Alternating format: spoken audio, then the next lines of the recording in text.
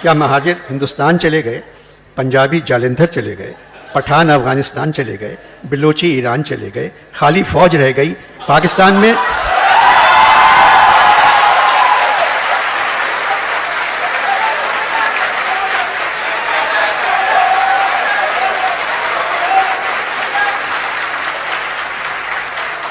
दूसरे दिन मैं अपनी मकबूलियत की माफ़ी मांगने मीर साहब के घर गया। वो लेटे हुए टेलीविज़न देख रहे थे। यहाँ टेलीविज़न भी बगैर बिजली के चलता है। इमरान खान सफ़ेद शलवार, सफ़ेद कमीज़, काला कोट और लाल मफलर डाले तकरीर कर रहे थे। मुझसे कहने लगे, बहुत खुश शक्ल है। इससे पहले हमारे वज़ीर आज़म के लिए किसी और ख्वाहिश का इजहार करें, मैंने टेलीविज़न बंद कर दिया।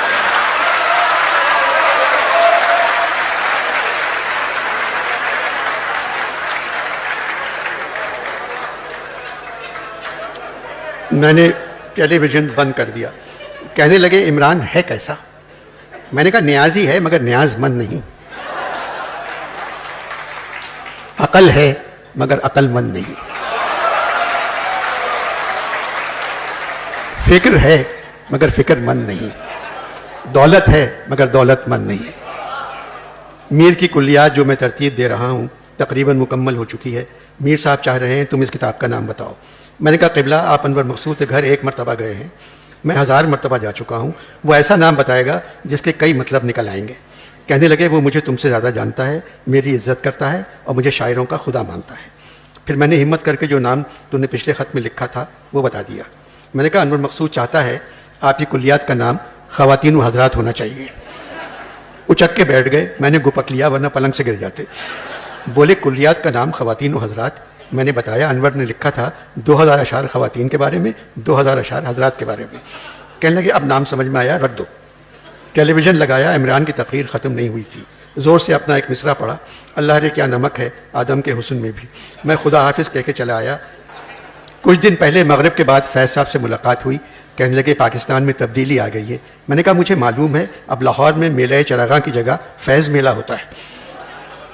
कहने लगे, अदबी तब्दीली की नहीं, हम सियासी तब्दीली की बात कर रहे हैं, नए पाकिस्तान की। मैंने पूछा, क्या मतलब नया पाकिस्तान? क्या महाजिर हिंदुस्तान चले गए?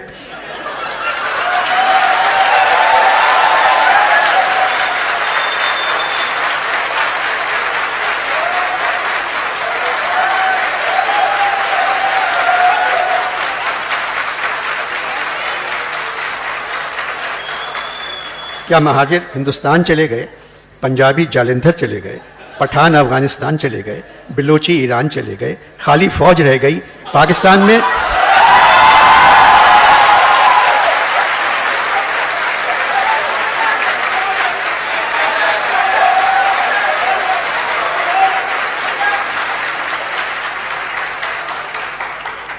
खाली फौज रह गई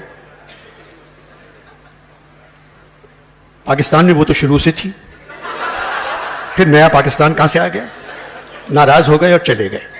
जानी ये खुद फौज में कर्नल रह चुके हैं। जानी नया पाकिस्तान सिर्फ एक तरह बन सकता है। तुम इमरान खान से कहो पुराने पाकिस्तान को मलिक रियाज को भेज दे।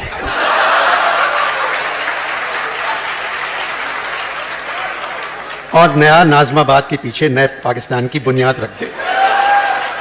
पुराना पाकिस्तान भी कराची से शुरू हुआ था, नए पाकिस्तान को भी कराची से शुरू होना चाहिए।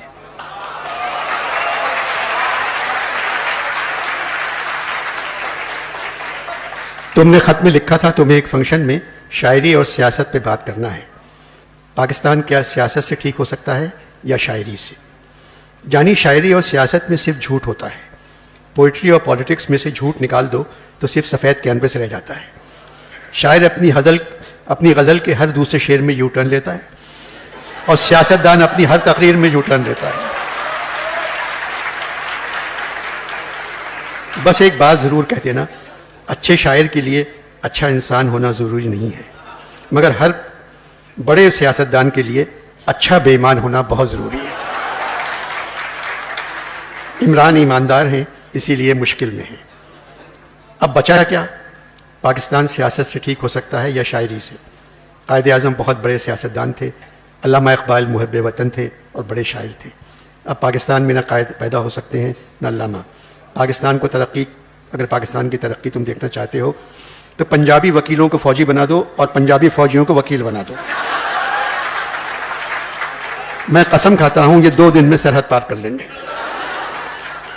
जानी खत्म करने को जी नहीं चाह रहा है, बस तुम्हें एक अच्छी खबर सुना दूं। आज सुबह मेरी बजिया से मुलाकात हुई। शहद की नहर के किनारे बैठी क्यारियों में फूल लगा रही थी। 10-15 हूरें उनके साथ थी। मुझे देखकर खड़ी हो गई और दोनों हाथ फैलाकर कहा, इधर आओ बेटे, कैसे हो, किधर हो, कहाँ हो, भाई तुम अपनी सेहत का ख्याल रखो। मैंने बजिया को बताया नहीं कि हम मर गए हैं। जानी अब बताओ हम बजिया क्या करें। आसमानों में गिर पड़े यानी हम जमीन की तरफ उड़ान में थे। तुम्हारा जॉन जानी जाने मन।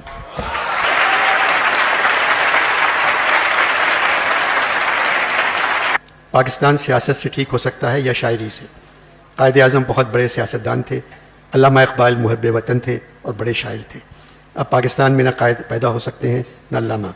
पाकिस्तान को तरक्की, अगर पाकिस्तान की तरक्की तुम देखना चाहते हो तो पंजाबी वकीलों को फौजी बना दो और पंजाबी फौजियों को वकील बना दो। मैं कसम खाता हूं ये 2 दिन में सरहद पार कर लेंगे। जानी खत्म करने को जी नहीं चाह रहा है, बस तुम्हें एक अच्छी खबर सुना दूं। आज सुबह मेरी बजिया से मुलाकात हुई। शहद की नहर के किनारे बैठी क्यारियों में फूल लगा रही थी। 10-15 हूरें उनके साथ थी। मुझे देखकर खड़ी हो गई और दोनों हाथ फैलाकर कहा, इधर आओ बेटे, कैसे हो, किधर हो, कहाँ हो, भाई तुम अपनी सेहत का ख्याल रखो। मैंने बजिया को बताया नहीं कि हम मर गए हैं। जानी अब बताओ हम बजिया क्या करें। आसमानों में गिर पड़े यानी हम जमीन की तरफ उड़ान में थे। तुम्हारा जॉन जानी जाने मन।